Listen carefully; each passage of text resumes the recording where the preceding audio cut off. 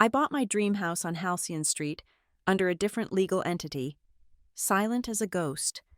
On my first night, a terse text came from my neighbor. "Strangers are inside your house."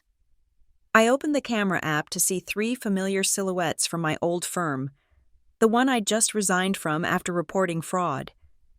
If they thought I was unaware of their purpose, they had chosen the wrong house and the wrong person. My name is Arden Vale. I'm 32 years old, and for the last 7 years, my life was Quantalight, a financial technology firm that preached disruption while practicing deception. I left 2 weeks ago, not with a severance package and a handshake, but with a secret coiled in my gut. A meticulously documented fraud scheme so deeply embedded in their proprietary algorithms that the board would rather see me disappear than have it see the light of day. They didn't know I carried more than just a memory. I carried the digital key to their downfall. Survival meant becoming a ghost, and ghosts need a place to haunt. That place was a 2-story craftsman in the sleepy town of Renfield, purchased not by Arden Vale, but by the Halcyon Trust, a legal entity I'd constructed with the help of a tight-lipped lawyer who specialized in asset protection for people with dangerous ex-spouses, or, in my case, dangerous ex-employers. The trust was a shield, a series of firewalls and holding companies designed to make my largest purchase invisible to anyone searching for my name. Following my financial footprint would lead them to a post office box in Delaware and a registered agent who only communicated through encrypted channels. It was the first step in building a new life on the foundations of a carefully dismantled old one. Before a single box was moved, the house was fortified. I didn't want a standard security system with loud branding and obvious keypads. I needed eyes they wouldn't look for. I spent 3 days installing a network of bird's-eye cameras, tiny pinhole lenses that were virtually undetectable. One was nestled in the center of a new smoke detector in the main hall, its plastic casing a perfect cover. Another was integrated into the doorbell, its wide-angle lens disguised as a simple motion sensor. The most crucial ones were hidden in the recessed ceiling lights in the study, the kitchen, and the master bedroom, giving me overlapping fields of view on the most likely targets. They were wired to an independent, battery-backed power supply tucked away behind a false panel in the basement, completely separate from the main circuit breaker. The system was my silent, sleepless guardian. Walking through the front door for the first time as the owner felt less like a transaction and more like a resurrection. The door itself was painted a muted slate blue, cool and solid under my palm.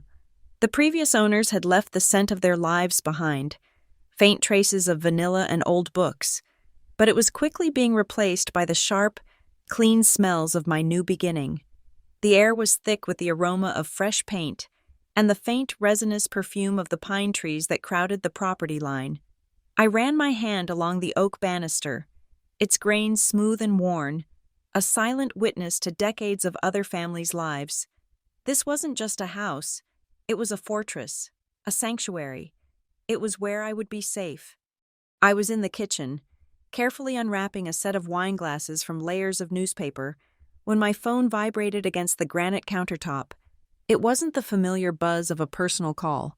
It was a single, sharp pulse, an alert. I had assigned it a unique ringtone, a thin, high-pitched chime that sounded like a wire being stretched to its breaking point. A text from an unknown number. My neighbor, Ray, whom I'd met only briefly when she brought over a plate of cookies that afternoon. Her message was 5 words long. "Strangers are inside your house." The wine glass slipped from my fingers, shattering on the tile floor. I didn't flinch. The sound was distant, unimportant. My blood ran cold. A sudden glacial shift beneath my skin, my training, my entire career in risk analysis, took over. I swiped open my phone, my thumb tapping the icon for the camera application. A discrete gray square labeled System Monitor. The screen flickered, connecting to the secure server, and then the feeds loaded. 4 panels, each a silent, black and white window into my home. And there they were, 3 figures, moving with a quiet purpose that screamed professionals, not common burglars.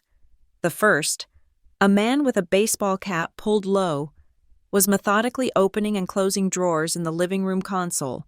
The second, wearing thin leather gloves, was kneeling by the fireplace, running his hands along the mantelpiece, and the third figure turned slightly, and the motion-activated infrared light caught the logo on the sleeve of his jacket.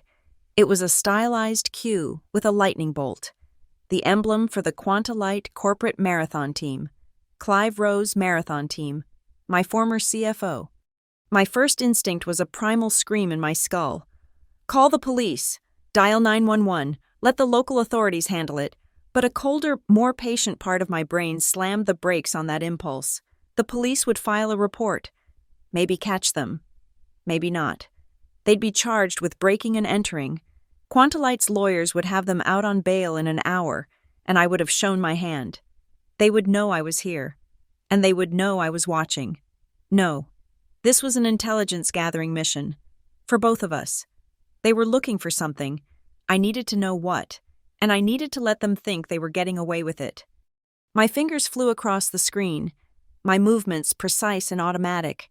I activated the multi-angle recording feature, ensuring every feed was being saved in high definition to my encrypted cloud server. Next, I engaged the smart home protocols. A soft, almost inaudible click echoed through the house as every smart lock on the doors and windows engaged and double-bolted. Then, I accessed the smart outlets, one by one. I remotely deactivated every non-essential plug in the house. The lamps, the television, the kitchen appliances. The only things left with power were the refrigerator and the independent circuit for my camera system. The house fell into a deeper, more profound silence. I switched to the exterior camera, the one disguised in the doorbell. A black sedan was parked down the street, just beyond the halo of the nearest streetlight. It was trying to be inconspicuous, but it failed. It screamed surveillance. I zoomed in, the digital lens sharpening the image until the license plate was perfectly clear. I took a screenshot, the shutter sound on my phone a tiny, satisfying snap. The image was immediately uploaded to the same secure server as the video feeds, time-stamped and geotagged. Evidence, another piece for the file I was building against them. I stood there in the growing darkness of my new kitchen, the broken glass at my feet, watching the ghosts from my past ransack my future. They moved with confidence, with the arrogance of men who believed they were in control, searching an empty house. I lowered the phone and whispered the words into the silence, a vow to myself and to them. If they think this house is empty, let them believe it. The hunt had begun, but they had mistakenly assumed they were the predators. On the screen, the man in the Quantalight marathon jacket moved into the study. He didn't turn on a light, relying on a small, powerful flashlight whose beam cut a sharp cone through the darkness. Seeing that logo, that stylized Q, was like a key turning in a locked room of my memory. It threw me back into the sterile glass and steel cathedral of Quantalight's headquarters, a place where ambition was the only sanctioned religion. In that world, I was the head of the risk mitigation team. My job was to see the icebergs before the ship hit them. I was good at it, too good. I spent my days in a sea of data, looking for patterns, for anomalies that signaled danger, and 6 months ago, I found one. It wasn't a single rogue wave, but a subtle, persistent, unnatural calm in our quarterly earnings reports. The numbers were too perfect, too consistent. The market is chaos. Quantalight's performance, however, was a placid lake. So I dove deeper, past the polished surface of the executive summaries and into the raw, churning data underneath. There, in the system's underbelly, I found the scheme. It was elegant in its simplicity, horrifying in its audacity. They were smoothing losses. Whenever a high-risk algorithmic trade went sour, instead of reporting the loss, the system would generate a backdated short-term service contract with a subsidiary, a ghost company with a name like Beacon Grove LLC or Apex Data Solutions. This phantom contract would pay Quantalight the exact amount of the loss, effectively erasing it from the books for the quarter. The debt was just shuffled into an opaque corner of the corporate structure, to be dealt with later or never. It was a time bomb, and the entire company was sitting on it. The architect of this was, of course, the man whose marathon team was now trespassing in my home. Chief Financial Officer, Clive Rowe. Clive had a way of making you feel like you were his co-conspirator, even when you were just doing your job. He'd approach my desk, all reassuring smiles and expensive cologne, and rest his hand on my shoulder while he spoke. The touch was never overtly inappropriate, but it was always too long, too familiar. It was a gesture of ownership, a silent reminder of his authority. "Arden, you see things others miss," he'd say, his voice a low purr. "That's why you're so valuable to us. We're all on the same team here." His hand would give my shoulder a slight squeeze, a physical punctuation mark that meant, "You're with me, or you're against me." I always felt the need to scrub my skin raw after he walked away. I documented everything. I compiled transaction IDs, shell company registration details, and the server logs that showed the automated creation of these ghost contracts. I built an airtight case, a digital fortress of facts, and submitted it through the official internal whistleblower channel, flagging it for the attention of the audit committee. I felt a grim sense of professional satisfaction. I had found the iceberg. I had sounded the alarm. I went home that night and slept for the first time in weeks. When I came in the next morning, the file was gone. Not just moved or restricted, it had been completely scrubbed from the shared drive. When I checked the system's access logs, the trail went cold at a high-level administrative command executed at 2:17 a.m. My report, my weeks of work, had simply evaporated into the digital ether. When I tried to log into my own analytics terminal to retrieve my local backups, a pop-up blocked my path. Access denied. I called the IT help desk, my heart hammering against my ribs. A bored-sounding technician put me on hold for 10 minutes before coming back with a rehearsed line. "Yeah, looks like you're having a temporary permission error," he said, his voice flat and unconcerned. "We're running a system-wide update. Should resolve itself in a day or two." It wasn't a technical glitch. It was a muzzle. They were locking me out of my own data, my own work. The walls were closing in, silently and efficiently. The final warning shot came 2 days later. Not in a meeting room, but in my personal email inbox. It was from an anonymous, encrypted address, a ghost in the machine. The message was short, brutal, and changed the course of my life. "Don't dig any deeper. Your newly bought house won't be safe." The breath hitched in my throat. My blood turned to ice. It wasn't just the threat that terrified me. It was the detail. Your newly bought house. At the time that email arrived, I hadn't bought a house. I hadn't even told anyone I was looking. I had only been browsing real estate listings online, on my personal laptop, late at night. The email arrived 2 full weeks before I even created the Halcyon Trust or made an offer on the Renfield property. They weren't just watching my work. They were watching my life. They were inside my personal devices, tracking my search history, anticipating my every move. The subtle pressure of Clive's hand on my shoulder suddenly felt like the cold steel of a gun barrel against my temple. That was the moment the game changed. This wasn't about professional ethics anymore. It was about survival. I knew then I couldn't fight them from the inside. They controlled the narrative, the servers, the very infrastructure of my professional world. To fight them, I had to leave it. I tendered my resignation the next day, citing personal reasons during my 2-week notice period. I was a model employee. I was quiet, compliant, and helpful in transitioning my duties. But in my final hour, while my manager was distracted in a farewell meeting, I did the one thing they hadn't anticipated. I accessed the developer's sandbox server, a test environment that mirrored the live system, but had less stringent security protocols. And there, I found what I was looking for: a complete, unredacted copy of the API transaction trace logs, every function call, every data request, every ghost contract generation. It was all there. A perfect, time-stamped record of their crimes. It was the system's hidden diary.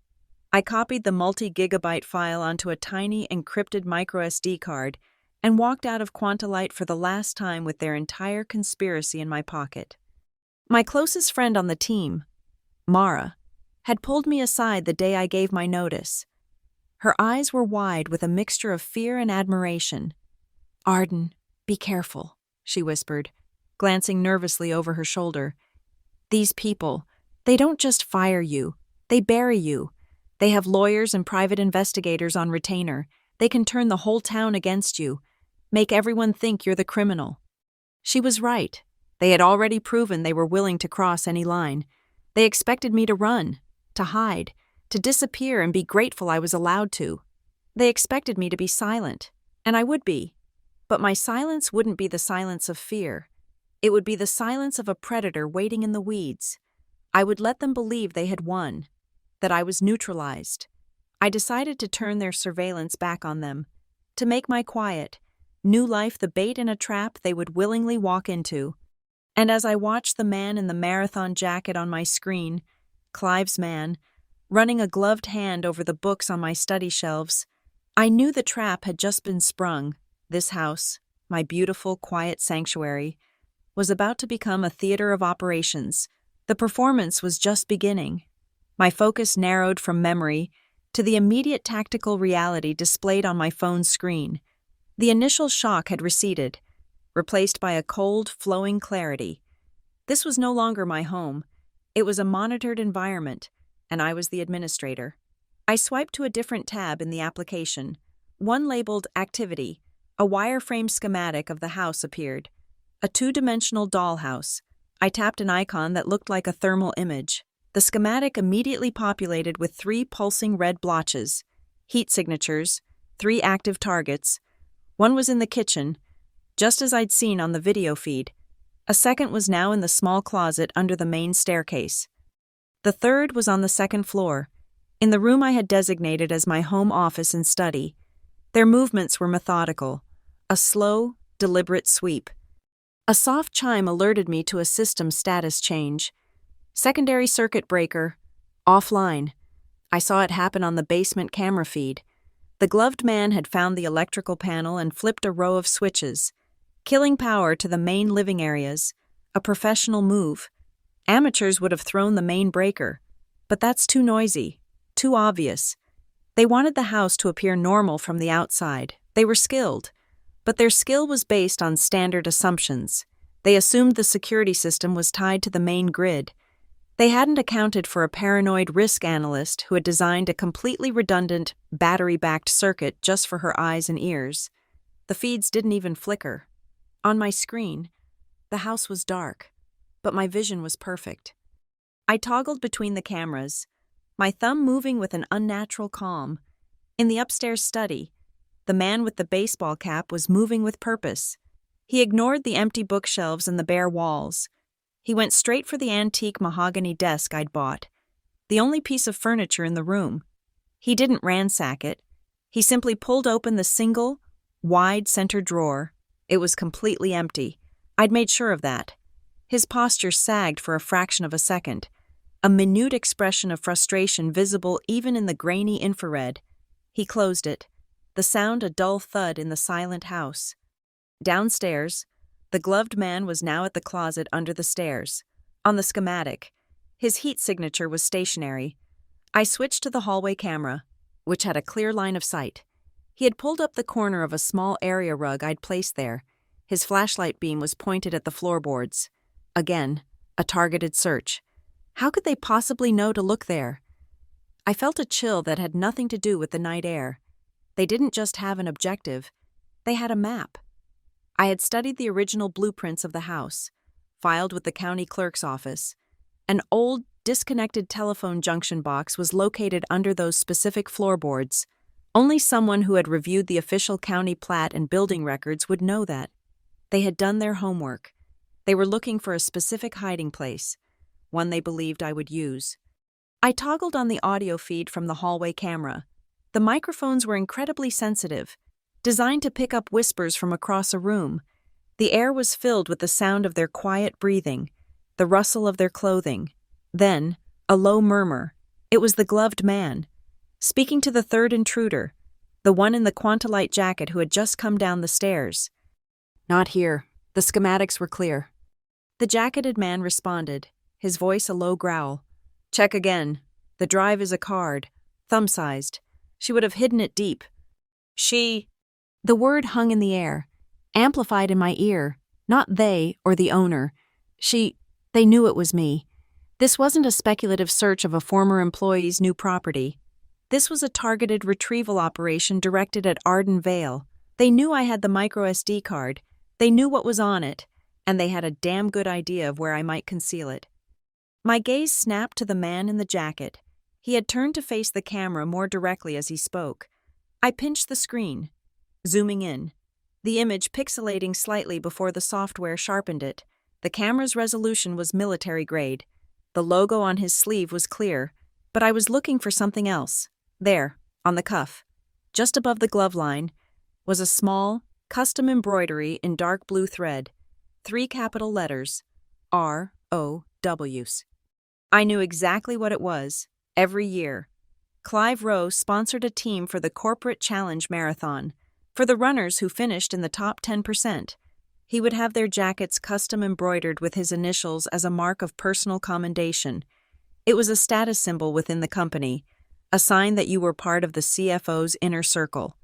This man wasn't just a random thug Clive had hired. He was one of Clive's guys, a trusted lieutenant from within Quantalite's own ranks. Just then, the man with the baseball cap came down the stairs. He shook his head. "Desk is empty. Nothing." The jacketed man, clearly the leader, pulled out a phone. He turned his back to the camera. But it didn't matter. The microphone was more than capable of capturing the one-sided conversation. It was hushed, but the audio filter in my app isolated and enhanced it. "Boss, it's a dry hole," he said, his voice tight with frustration. "We've checked the primary locations. It's not here. No, the place is cold. Looks like she just moved in. It's possible she moved it, or maybe it's not here at all." A pause. "Yeah, understood. We're pulling out." He hung up. "Boss." There was no doubt who was on the other end of that line. My finger tapped the record icon, saving the last 30 seconds of audio as a separate, time-stamped file. I screenshotted the call log on their end, though I couldn't see the number. The timestamp itself was evidence. It was 10:47 p.m., another digital breadcrumb. The 3 figures converged in the foyer, their mission a failure. They moved toward the back door, the one leading to the kitchen. My decision, made in a split second of icy calculation, was now solidified. Calling the police would be a fool's errand. A burglary report would be filed. The men would be gone. Clive would deny everything. His lawyers would paint me as a disgruntled ex-employee with a vendetta.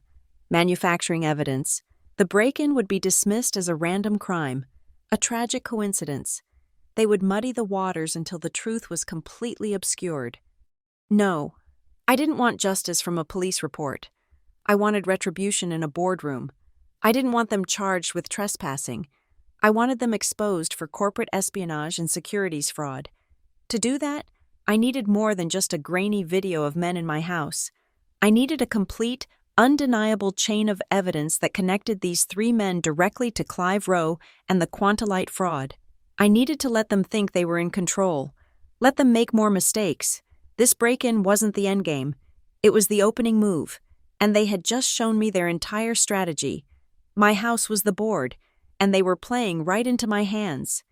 As the 3 men inside began their coordinated retreat towards the kitchen door, my phone vibrated again.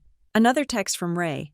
My focus snapped from the intruders to the new message, my mind already calculating variables. "Your porch light just flashed 3 times. Quick."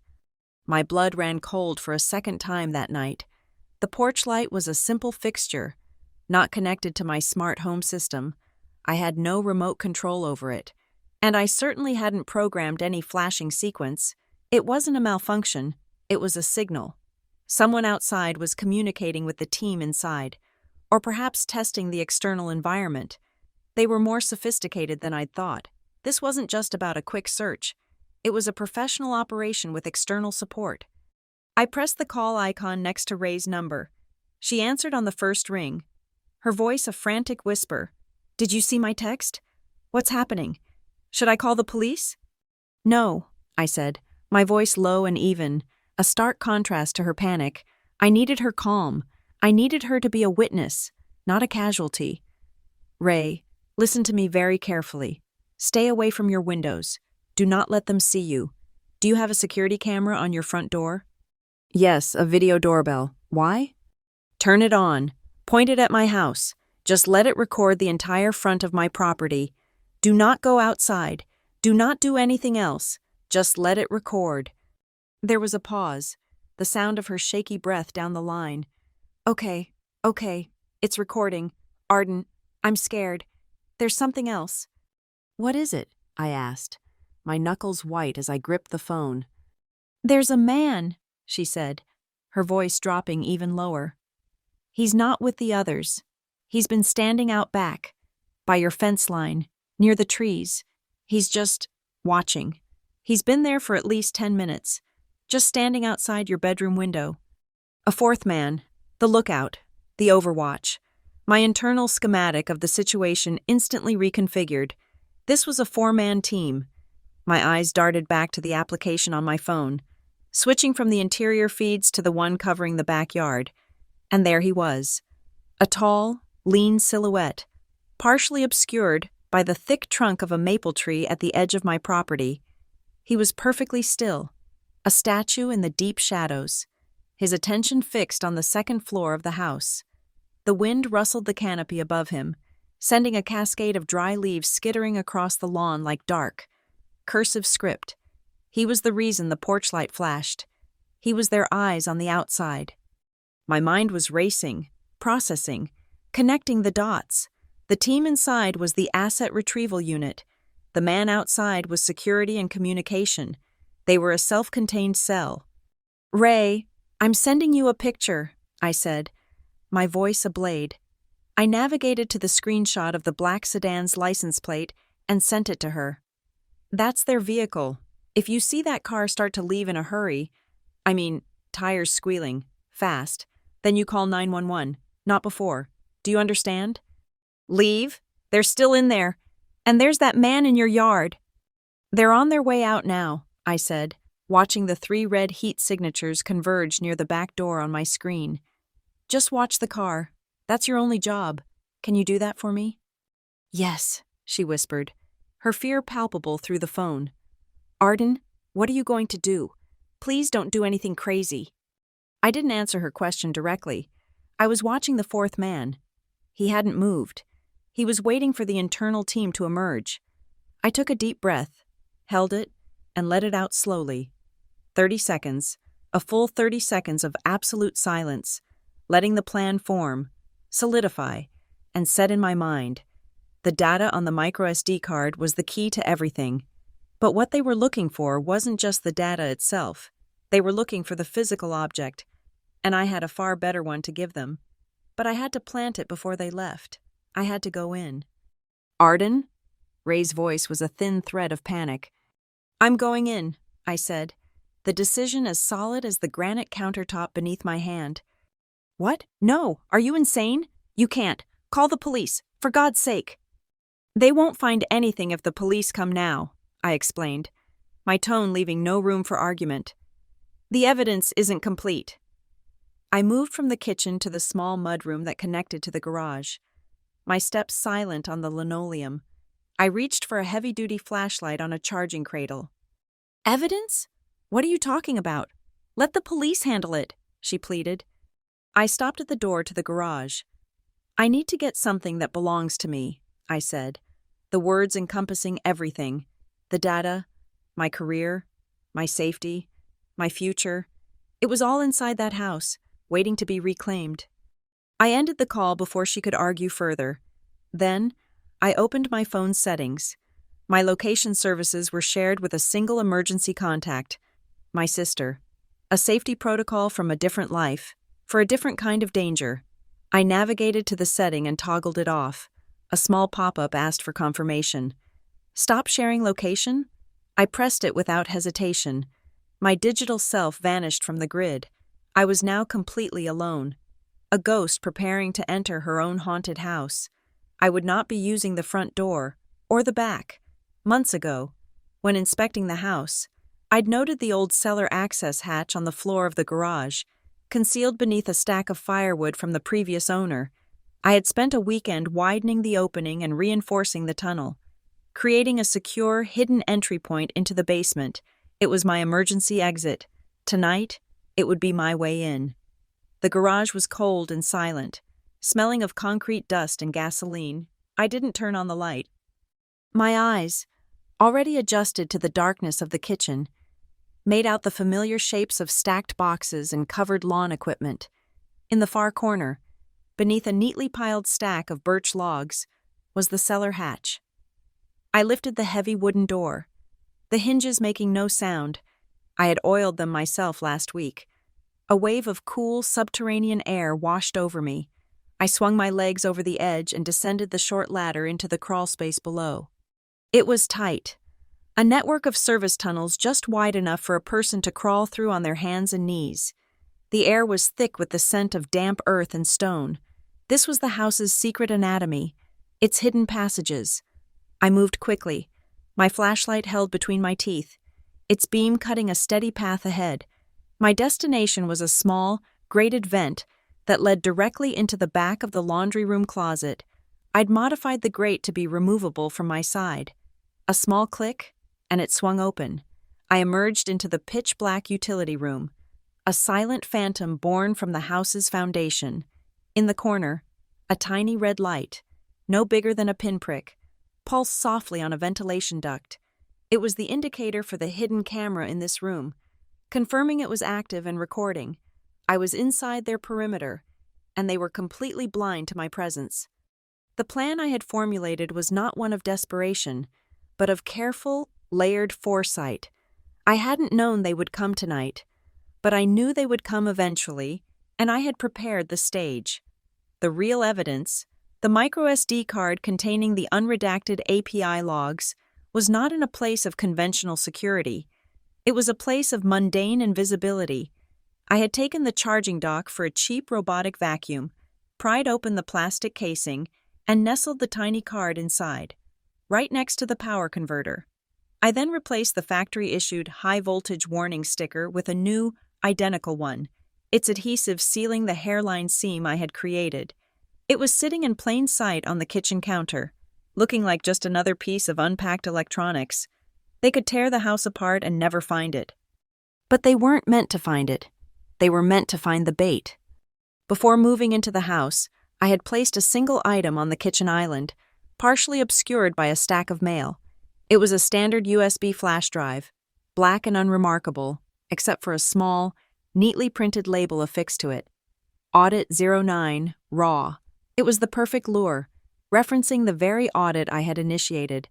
And inside its casing, I had carefully glued a paper-thin RFID tracking wafer, its battery life rated for 3 months. It was my Trojan horse. I held my breath, listening. The 3 men were in the foyer, their low voices echoing slightly in the empty space. They were preparing to leave, their search a failure. I had to move now. I crept from the laundry room, my soft-soled shoes making no sound on the tile. The kitchen was a cavern of shadows. Through the doorway, I could see their silhouettes against the faint moonlight from the front windows. The gloved man was the first to re-enter the kitchen, heading for the back door. His flashlight beam swept across the room in a final cursory check. It passed over the counter, then snapped back, fixing on the island. He froze. I could practically feel the shift in his posture, the sudden, sharp intake of breath. He took 2 slow steps forward, his movements now deliberate, almost reverent. He picked up the USB drive. "What is it?" the jacketed leader asked, his voice a low growl from the hallway. The gloved man held it up, angling it so the label caught the beam of his light. He didn't need to speak. The leader strode into the kitchen, taking the drive from him. He examined it for a long moment. I could see the faint outline of a triumphant smile on his face in the reflected light. They had failed to find the hidden object, but they had stumbled upon what they would assume was my careless mistake, the working copy. left out in the chaos of a move. It was a far more believable scenario. "That's it," the leader said, his voice thick with satisfaction. He slipped the USB drive into his jacket pocket. "Let's go, now." As they moved out the back door, I retreated into the laundry room, my phone already in my hand. I switched the feed to Ray's video doorbell.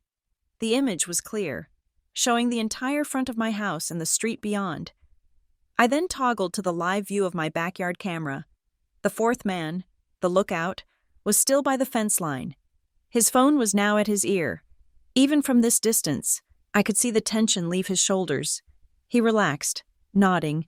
He mouthed 2 words, a perfect, silent articulation captured by my high-definition lens. "Got it." That was my signal. My thumb hovered over a custom-coded macro on my phone's home screen, an icon disguised as a simple notes app. The trap was about to spring. The men had the bait. The tracker was active, and their mission was, in their minds, a success. Now, it was time to burn their world down. I pressed the icon. Instantly, a script ran on a secure server 1,000 miles away. An automated process initiated, sending out 4 encrypted emails. The payload was identical in each, a compressed, password-protected file containing all 12 of the raw Quantalight API log files. The recipients were 3 of the most tenacious investigative journalists in financial crimes and the lead prosecutor for the district attorney's white-collar crime division.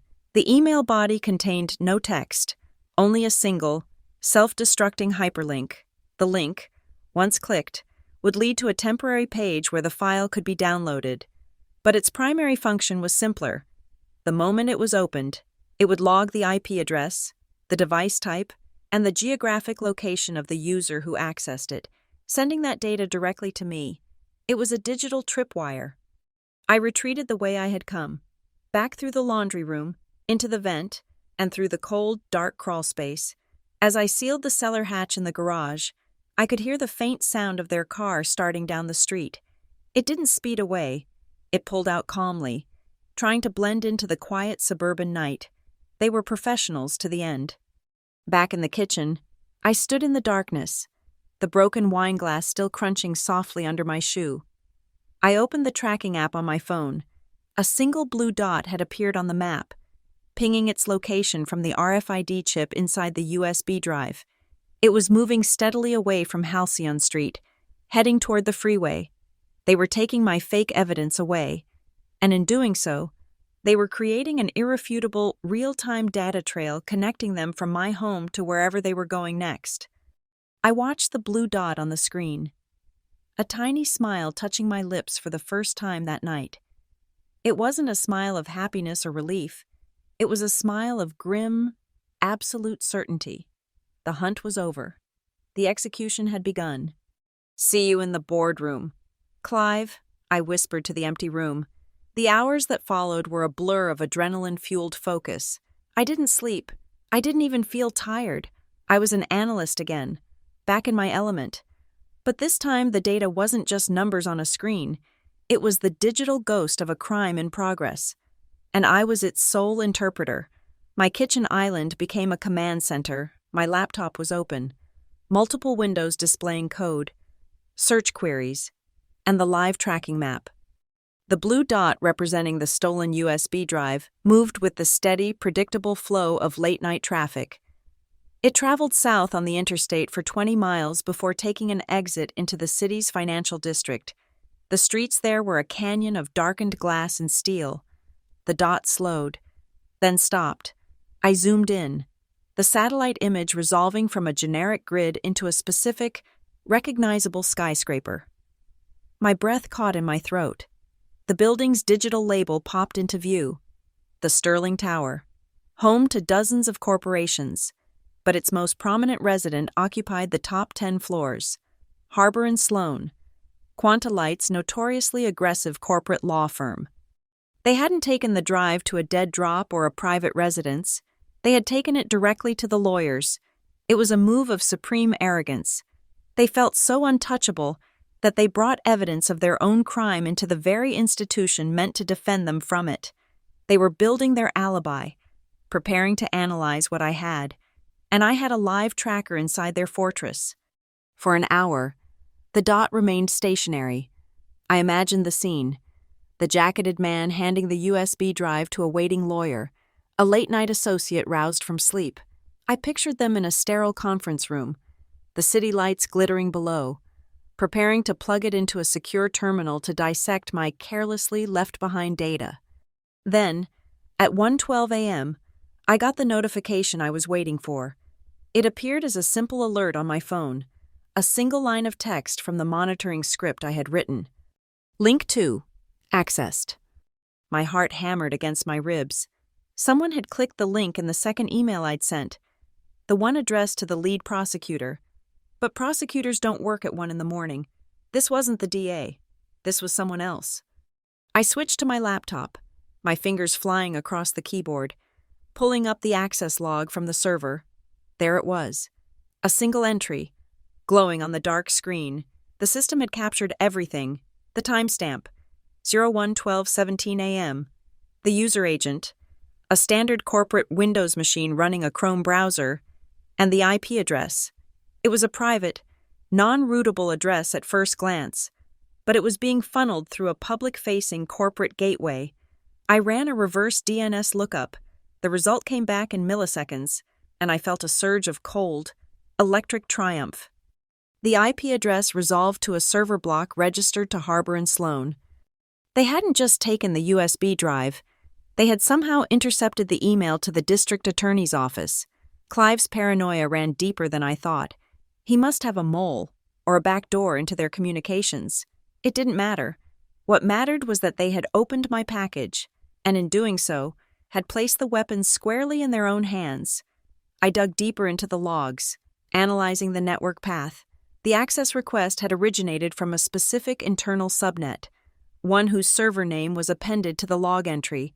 My screen glowed with the final, damning piece of information: Litigation Priv SVR04. Litigation, private, server.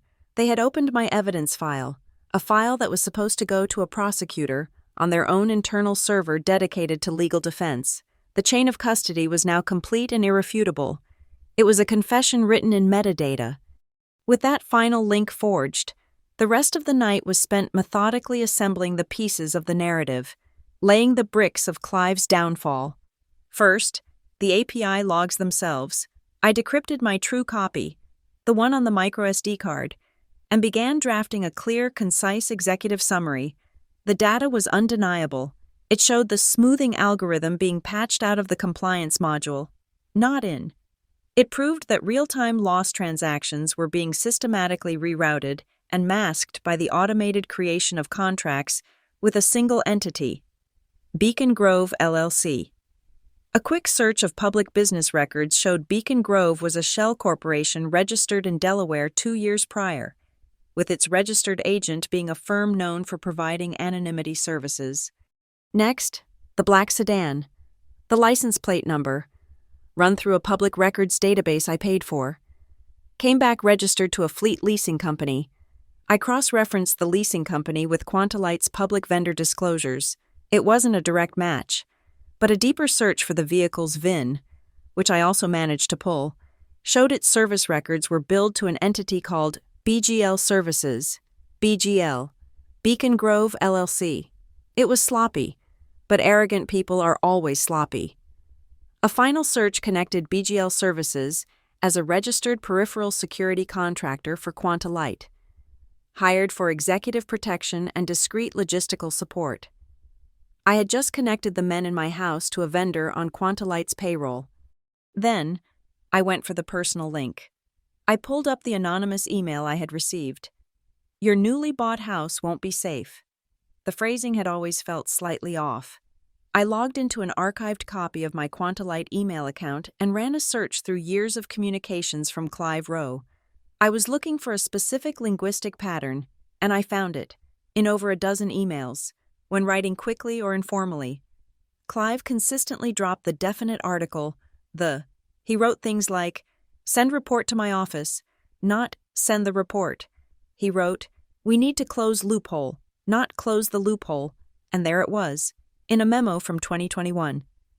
Ensure new server facility won't be vulnerable. Not the new server facility, just like house won't be safe. It was a digital tick, a grammatical fingerprint.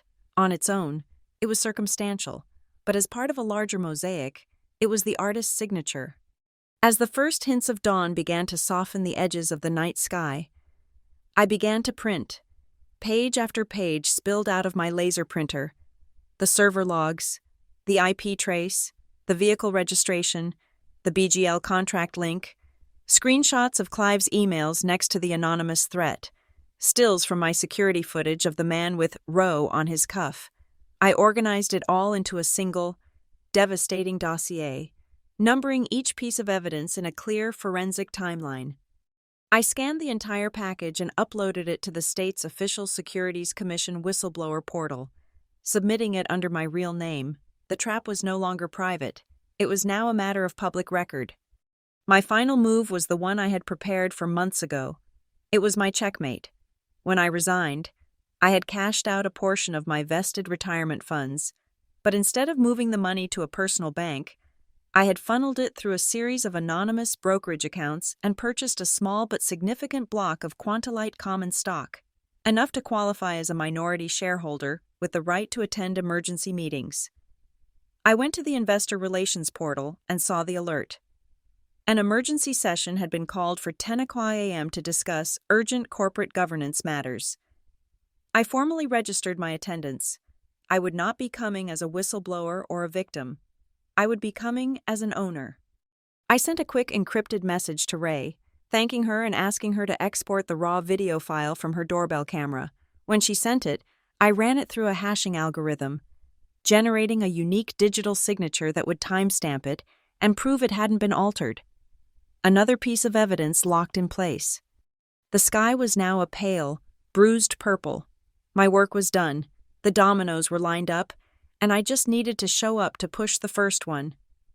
I walked to my bedroom, the exhaustion finally hitting me, a heavy physical weight.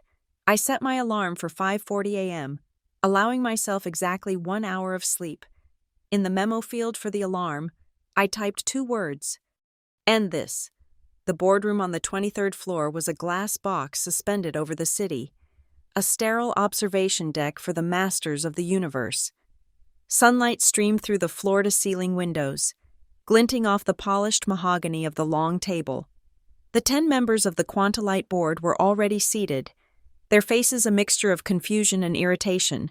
At the head of the table, Clive Roe looked perfectly composed, a portrait of corporate authority in a tailored charcoal suit, but the tightness around his eyes betrayed him. He was a man holding a losing hand, trying to bluff his way through the final round. I walked in at precisely 10 a.m. The heavy glass door swung shut behind me with a soft, expensive whoosh, sealing us in. Every head turned. A ripple of shock and consternation moved through the room. Clive's mask of composure didn't slip, but a flicker of something cold and venomous ignited in his eyes. He leaned forward, lacing his fingers together on the table, a parody of a welcoming host. "Arden," he said, his voice a smooth, cold stone. "What a surprise. We weren't expecting you. To what do we owe the pleasure?" I didn't answer him. I walked the length of the table, my heels clicking a steady, unhurried rhythm on the marble floor.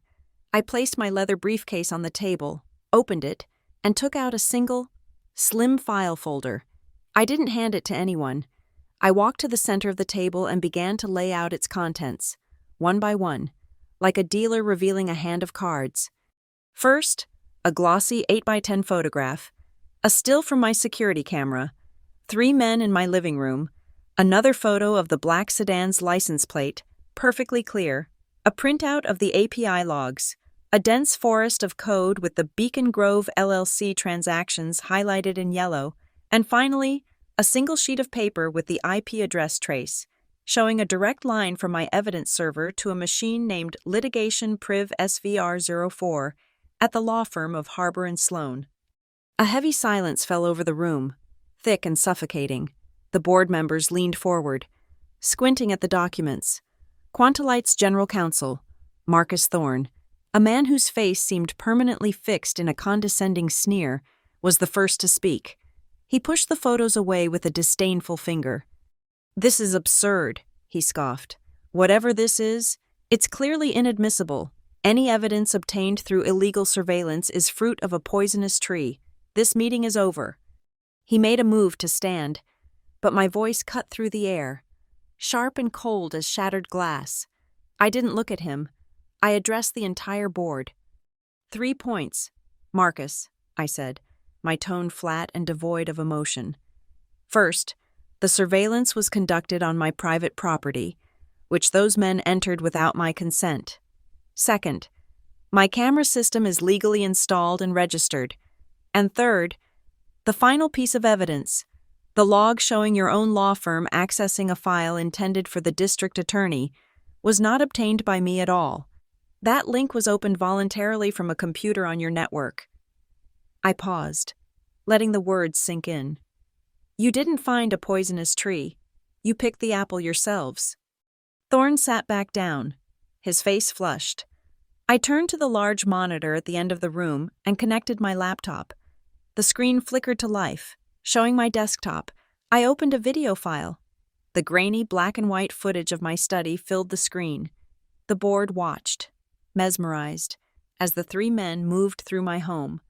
I fast-forwarded to the moment in the kitchen when the leader, the man in the jacket, pocketed the USB drive. I hit pause. Then, I zoomed in. The image sharpened, focusing on the man's wrist as he reached for the drive. The custom embroidery on his cuff was perfectly legible. R.O.D.O. A sharp intake of breath came from a woman at the far end of the table, a board member named Evelyn Vance. She looked from the screen to Clive, her eyes wide. "Oh my God," she whispered. The whisper was as loud as a gunshot in the silent room. Clive didn't flinch, but a muscle in his jaw began to twitch. I closed the video file and opened a spreadsheet. The drive they stole contained a tracker, but the data they were looking for is here, I said, my voice narrating the data on the screen. These are the unredacted API logs from Quantalite's transaction server.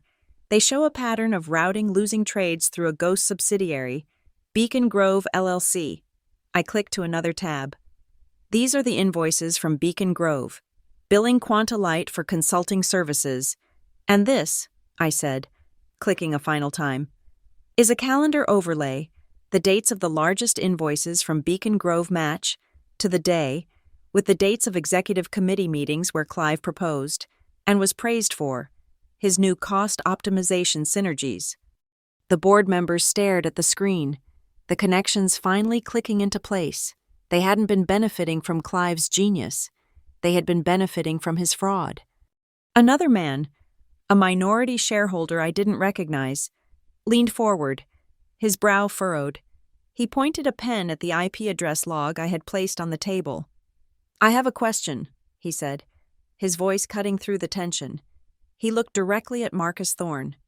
"Setting aside everything else for a moment, why does our corporate counsel, Harbor and Sloan, have a server log showing they accessed a file labeled Audit09 RAW from Miss Vale's private server in the middle of the night?" Thorne opened his mouth, but no words came out. The question was a perfect, inescapable cage.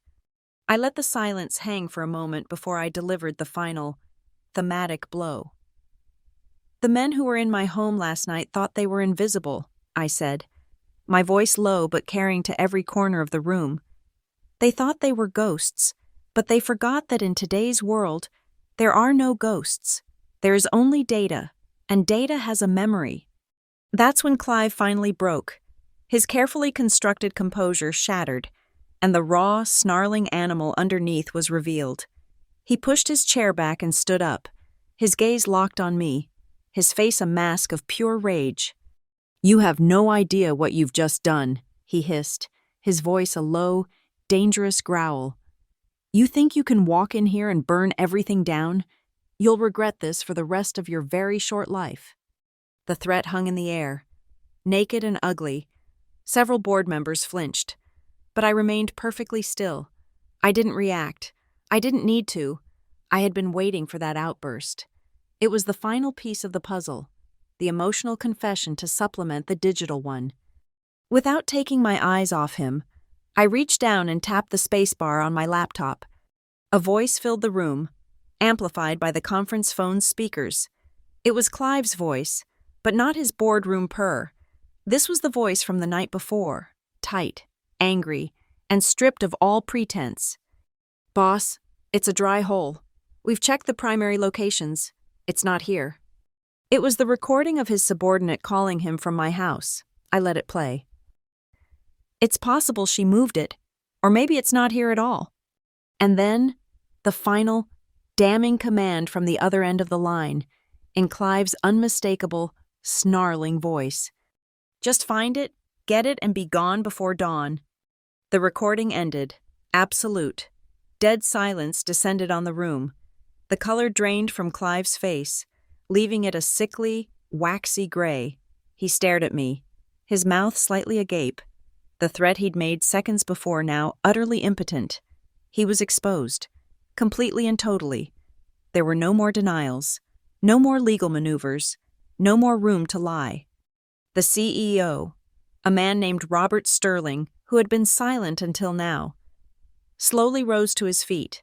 He looked at Clive, not with anger, but with a kind of weary, profound disgust. "Clive," he said, his voice heavy, "sit down."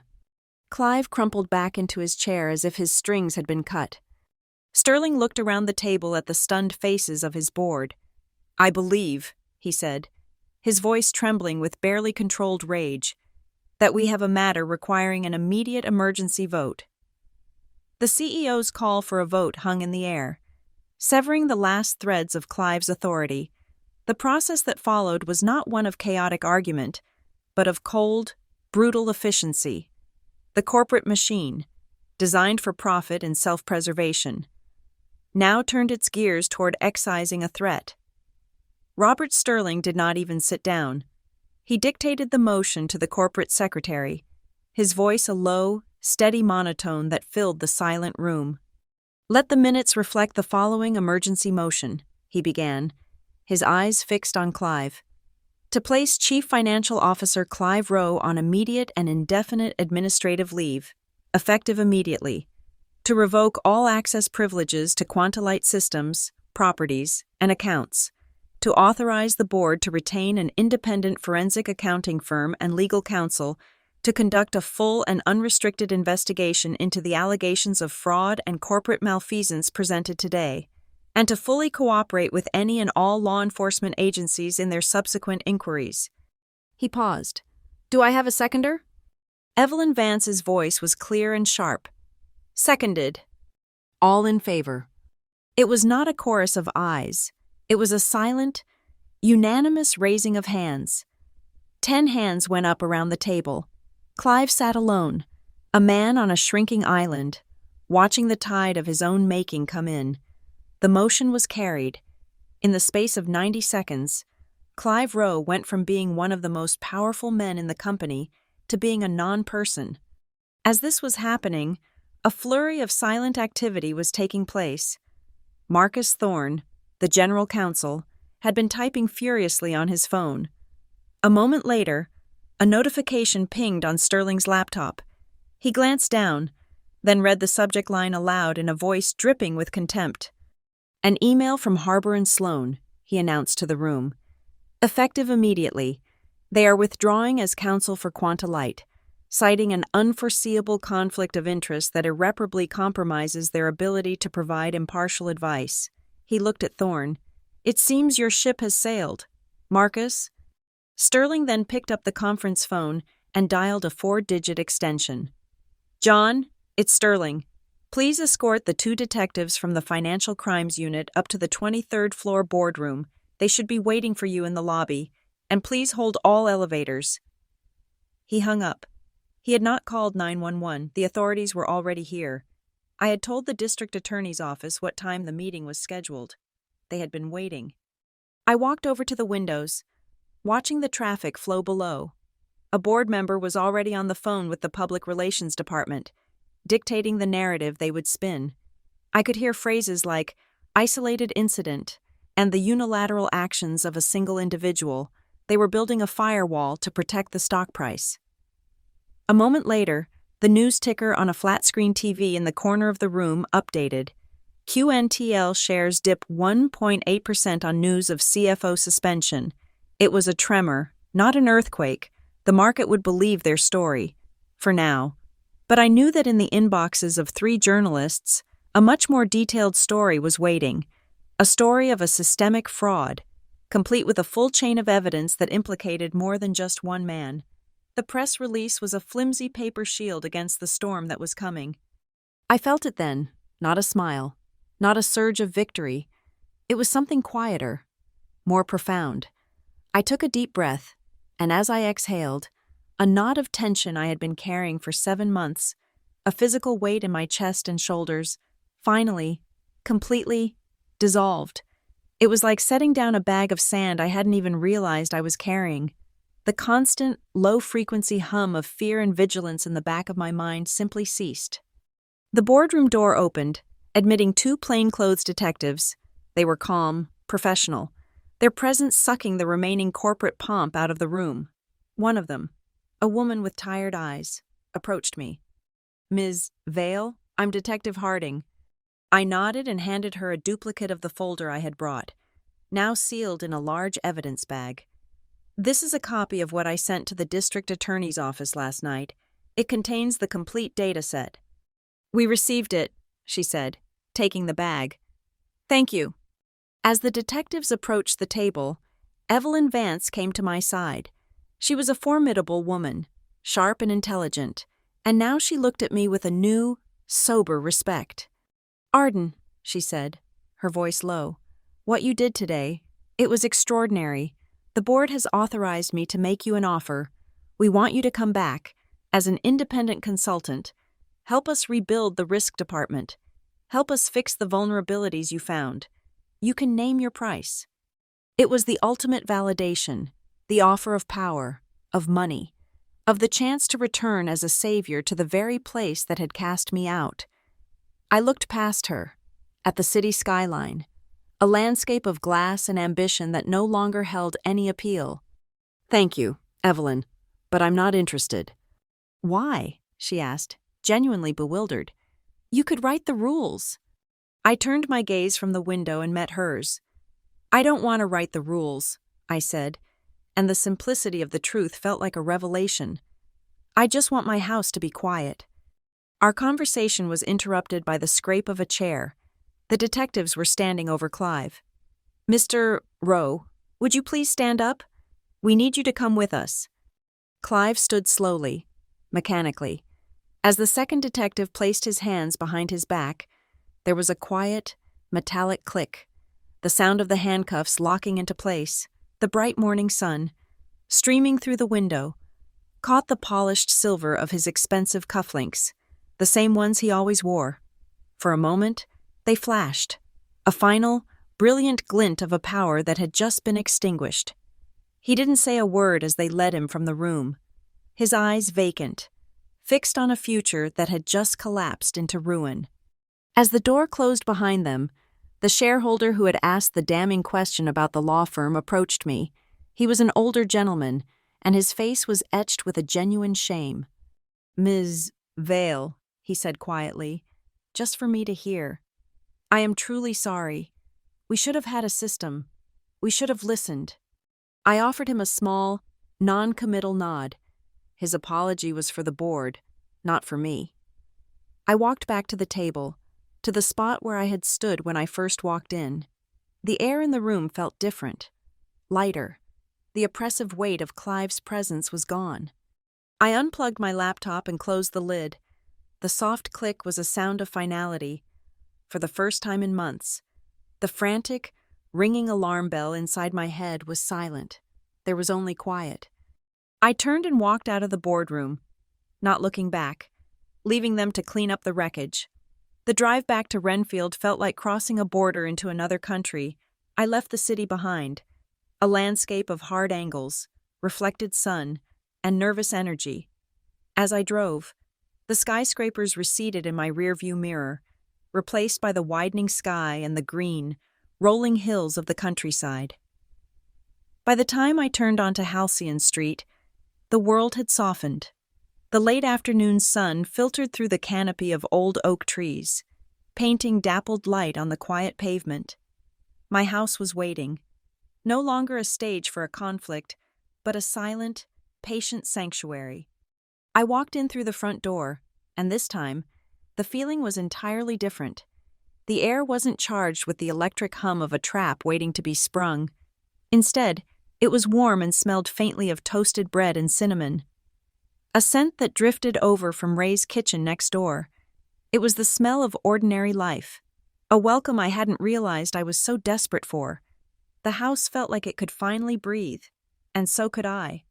My first act was not to unpack or to clean the broken glass from the kitchen floor.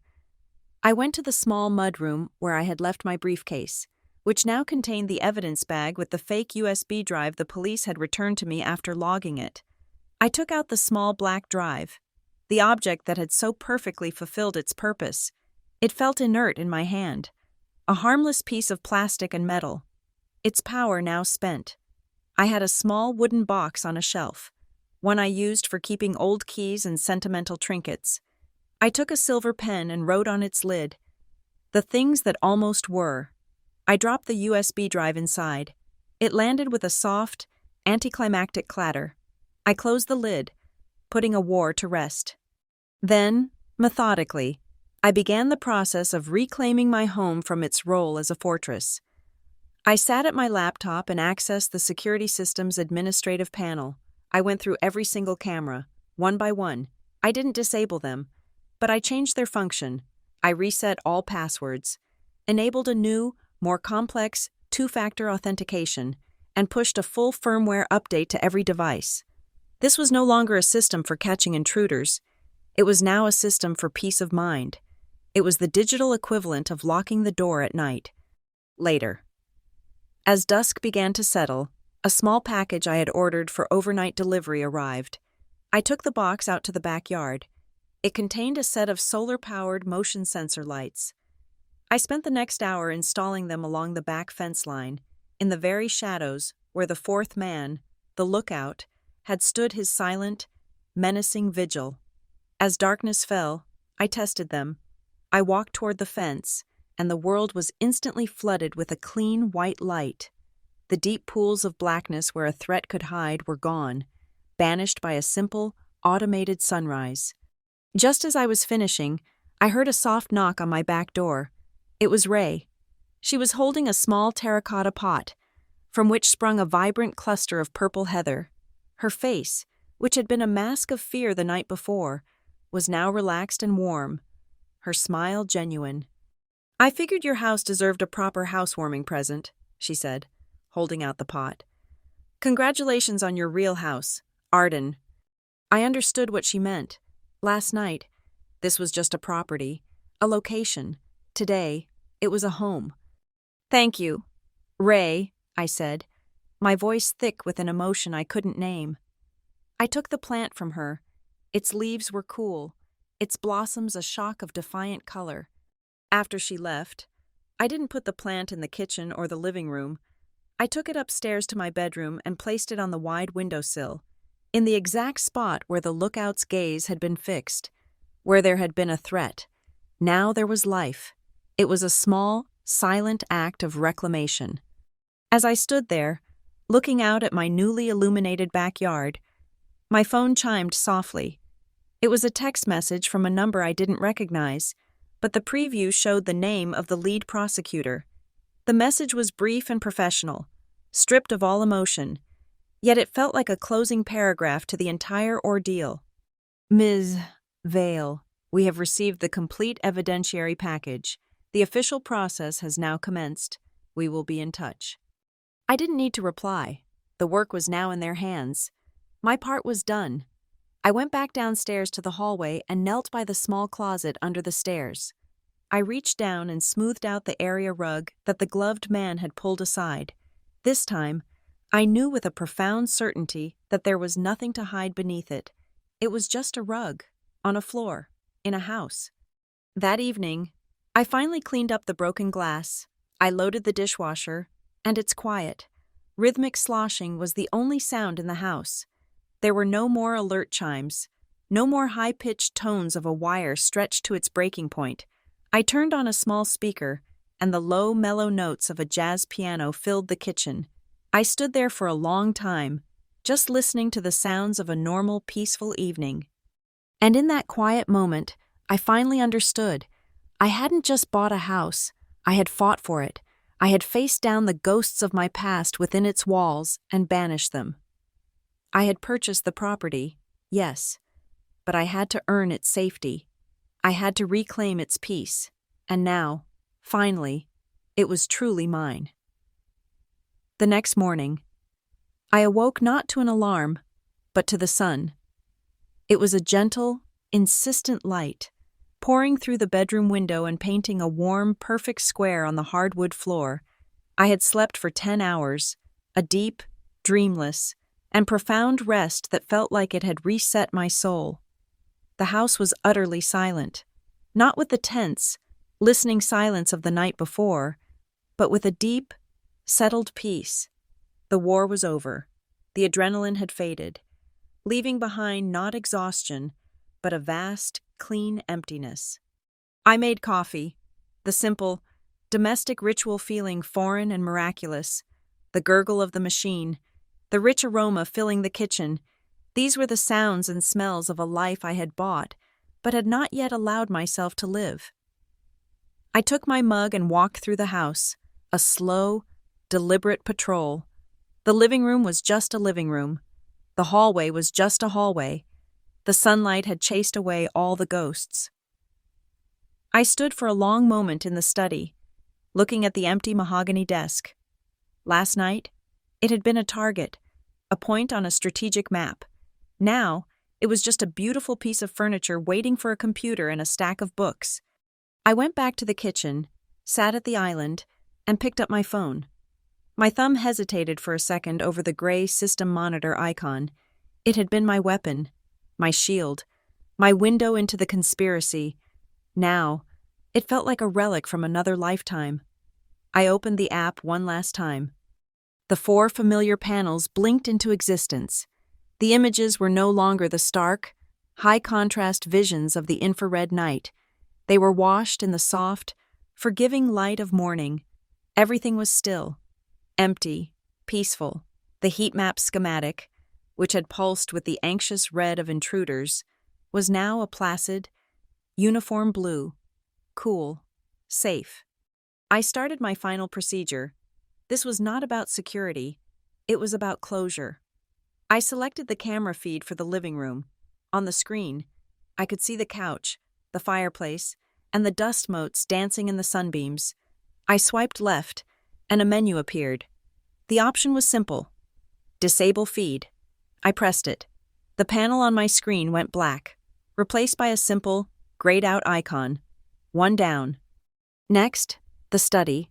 The desk sat there, solid and patient. The room where they had searched for the key to my life's work was now just a quiet space, waiting for new ideas. I watched the feed for a full minute, imprinting the image of its tranquility on my mind. Then, I disabled it. The screen went black. The kitchen. The camera here had captured the moment of their false victory. It had seen the gloved hand pick up the Trojan horse I had left for them. Now, it saw only my empty coffee mug on the island. I disabled the feed. The screen went black. One by one, I moved through the house, digitally and methodically shutting down the eyes that had guarded me. The backyard, where the lookout had stood his vigil, was now just a lawn.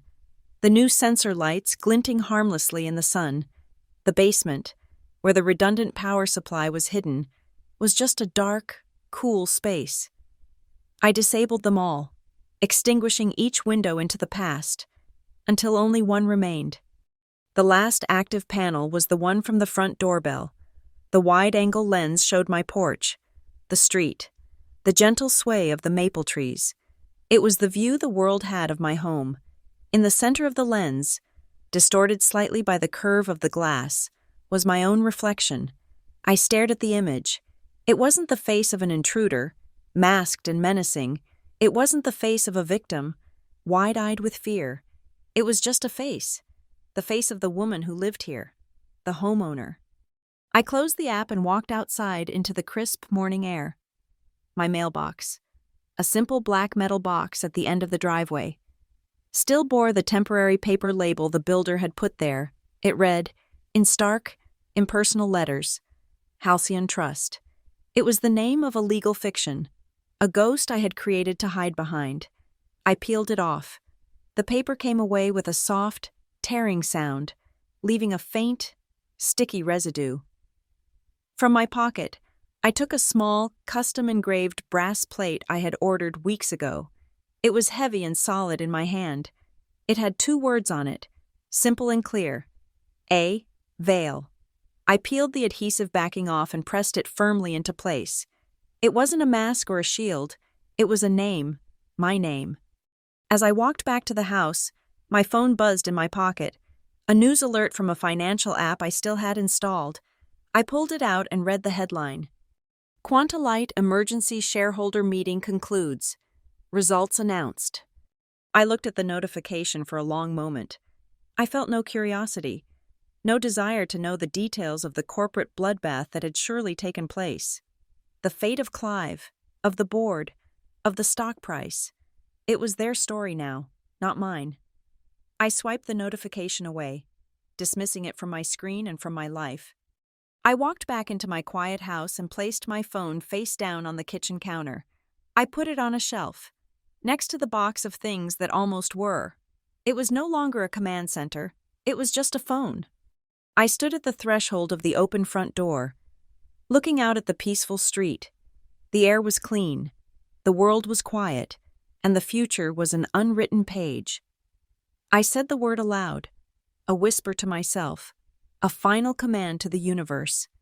Closed? There were no more police to call, no more boardrooms to conquer, no more traps to set. There was only the soft, final click of the front door swinging shut. Thank you so much for listening to my story. I'd love to know where you are all tuning in from. So please drop a comment below and let's connect and share our thoughts. If you enjoyed this, please consider subscribing to the channel, liking the video, and to give it an extra boost, hit that hype button to help this story be heard by more people.